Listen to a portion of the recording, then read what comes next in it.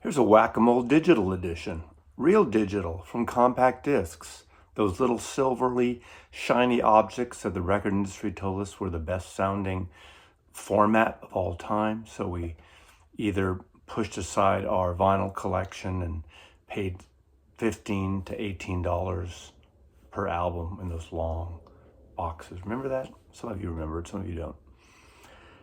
And those of you who were smart stuck with vinyl. I did a little of both. I did a little of get rid of things. When I do Whack-A-Mole, the digital editions, the compact disc editions, I choose 10 because they're half the size of a record. They're not actually half the size. And they're not so compact because they're without the cardboard covers. They have those stupid wacko breakable jewel boxes that are actually twice as thick of as an album, which I consider just bollocks.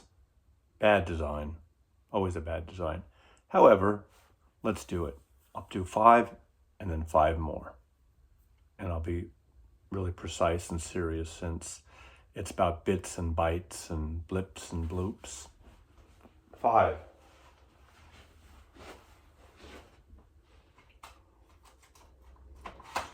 One, 2,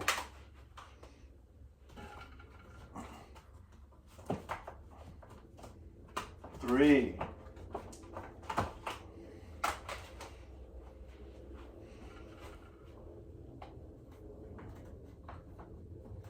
4,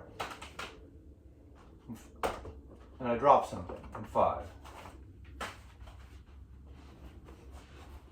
Dropped a hat.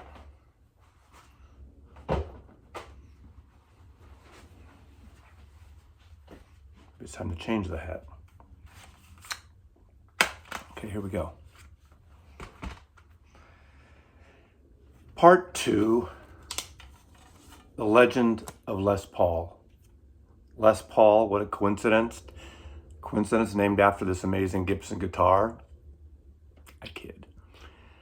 The inventor of multi-track recording, Les and Mary Ford did an amazing series of records.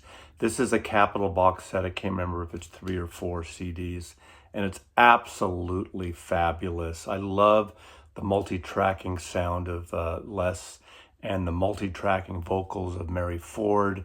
One of the big hits, one of many big hits, was their version of How High the Moon on Capitol Records. I did see him in his last maybe 10 years of life. He used to play at a club in New York, and I was in New York, and I was fortunate enough, maybe about 10 years before he died, maybe 12 or so, to see the great Les Paul. And of course, we all know the great guitar. Okay, this is Dionysus. That's created by L. Ron Hubbard. Oh, that's Dianetics. Okay. I kid. This is the Dead Can't Dance, one of their later records. Is it the last record they did? I don't remember now.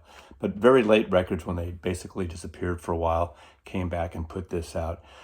Great worldly, ambient, Arabic stylings and desert Sahara mood music. Lisa Gerrard, the vocalist, who some obviously they know from Dead Can Dance, but also was the voice on the soundtrack to The Gladiator, as well as many other things. I mean, that's just a small part of her resume and discography, but this is really a kind of a really cool record. They have African beats and very rhythmic records and a lot of chanting and vocalizing. Love this record. I like their entire catalog. Dead Can't Dance. Okay, this is the Kinks, the fabulous Davis brothers, Ray and Dave Davis. This is an Arista comp from the Arista years on compact disc, and this is actually really good. I always forget how good this is. I like their first few Arista records, Sleepwalker and Misfits, and give the people what they want. I kind of was losing interest, which sounds really wonky for me to lose interest in the Kinks, but I kind of, I would continue to buy their records in the later 70s into the 80s. But this comp, Celluloid Heroes, is actually a really good comp. And this one, let's see which one. Is this it's the RCA years. This is put out by Koch, so this is sort of a reissue. Yeah, it has No More Looking Back, Artificial Man. Never mind. This is the RCA years. See, I totally blew that. Kinks' Greatest, Celluloid Heroes. This is the RCA years, Celluloid Heroes, Muswell Hillbillies.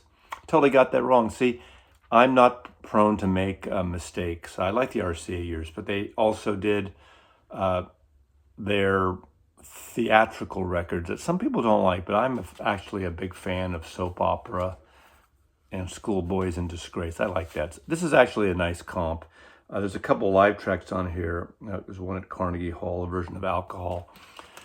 I saw them around this time at Winterland a couple of times. I'm thinking 73 or 74-ish. But there you go. So my mistake, mea culpa. There you go. Oh. Joy Division from Manchester, England. Factory Sound. What a band. Ian Curtis, unfortunately, his demise prior to what would have been their American tour, their first American tour, on the eve, literally, of that. Beautiful album art designed by Peter Seville, who did all the records, the infamous covered album by Joy Division.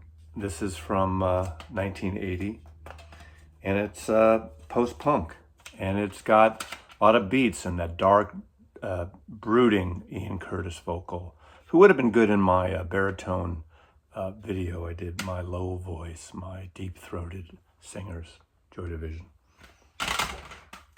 And one of many CDs I have, I kept buying this band CD for a long time too, because I like the mood of their drugstore cowboy type of musical style, and that's the Cowboy Junkies. And they do sound like, I don't know what junkies sound like singing music, but it's that kind of slow, dirgy, almost too slow. And I'll tell you, I saw them once at the Great American Music Hall, and they played very soft and really good, and it was literally one of the best sounding concerts I ever heard. The audio is like the highest audio file system you'd have in a showroom maybe, or at someone's house who has that perfect dialed in system. And they just sounded so good.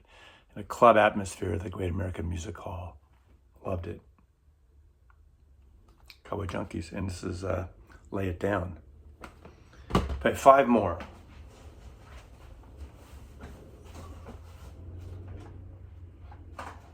One.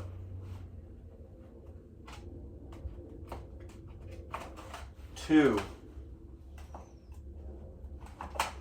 3.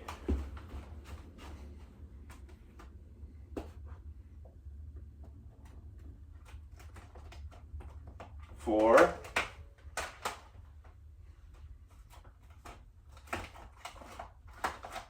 5. So this is the final 5 of 10 Whack-A-Mole Digital Edition.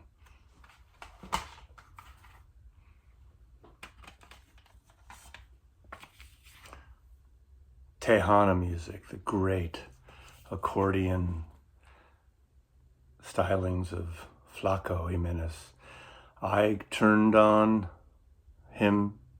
was turned on to him by Ry Cooder, of course, on those wonderful albums around 1974, 75, 76. Chicken Skin music, I've seen him many times play along with Ry Cooder, part of the Texas Tornadoes with Freddie Fender and Doug Somm and Augie Meyer. Those are great Tex-Mex style rockin' albums. This is an album that's just beautiful. It's all sung in Spanish. Got a little bit of that, Mexicana polka type stylings. That's really, really cool music. What can I say? On Arista Records. I've been showing this album so much lately, but it keeps coming back. And this is my favorite Fleetwood Mac album, then play on the last album with Peter Green, and of course with Jeremy Spencer and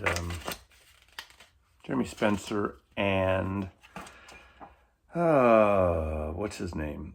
Danny Kerwin, great triple guitar players, and of course Fleetwood and Mac, their rhythm section stayed with them forever. Love this album to pieces. 1970, great record. 69, 70, maybe 69. Yeah. Now this is someone I actually met once in Sausalito. And this is someone, if you're a parent of a certain age, and even maybe now, you will know this guy who's written some of the most amazing children's books. He also has written some huge hit songs, including A Boy Named Sue for Johnny Cash, that Johnny Cash made a hit of. He also wrote the cover of the Rolling Stone, Dr. Hook and the Medicine Show, and several others. And this is the best of Shel Silverstein. Shel Silverstein is a writer, has amazing children's books. He lived in Sausalito for a while, and I met him in Sausalito once back in the 70s, I believe. And this is the best of. I do have his Columbia album, Freakin' at the Freakers Ball, which is really great. So he reads from children's books on here. So you have Light in the Attic. That's one of his biggest hit children's books. Sylvia's Mother is on here, his version of that. He's got this really kind of throaty, gnarly, scratchy voice, but it's so cool. And he's very distinctive with his shiny ball head there. Look at that, right? Come on. We used to get mistaken for a different person. Sylvia's Mother was also a hit for Dr. Hook in the Medicine Show. What else is on here? Queen of the Silver Dollar, country song. So a lot of country artists covered him, and he's someone that people don't think about much right now as a songwriter. So I think this is a cool record, cool CD. Boy Named Sue is on here. I got stoned and I missed it. It definitely has a really interesting, weird sense of humor. The Unicorn as well. Anyway, Shel Silverstein, the best of Shel Silverstein. And this is Columbia Legacy.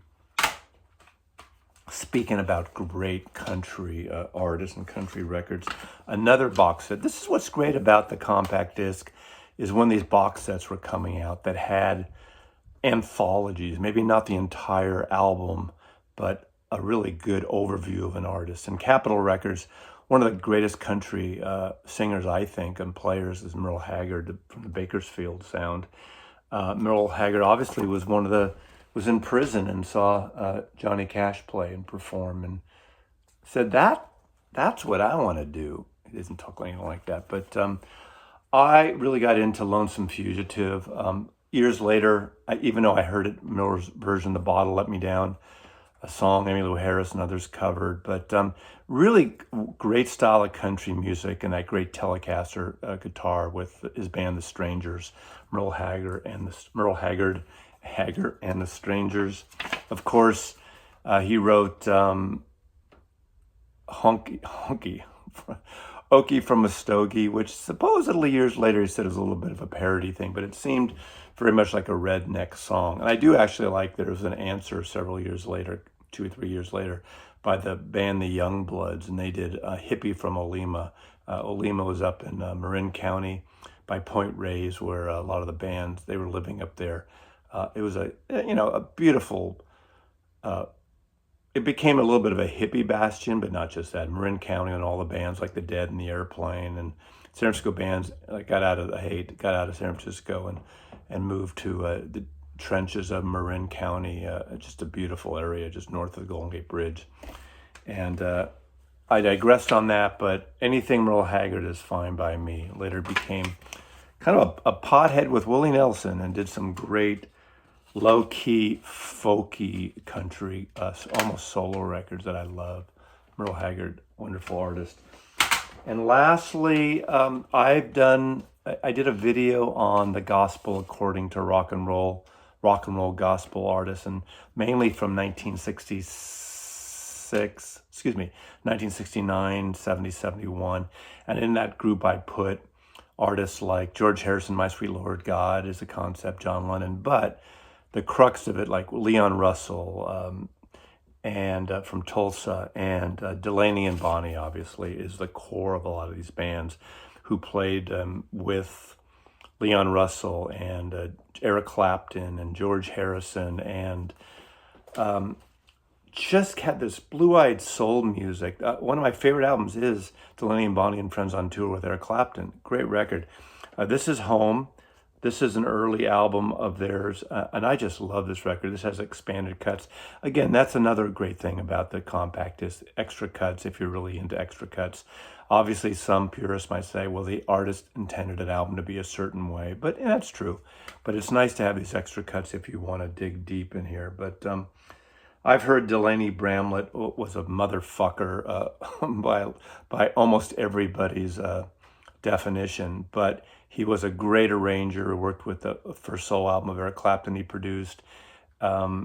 Also these artists like J.J. Cale around this time, 70, 71, 72 as well. So Home, Delaney and Bonnie, and Friends, that's just Delaney and Bonnie. Thanks for watching. Digital Gramophone makes no sense, and Mazzy loves you. Thanks for watching.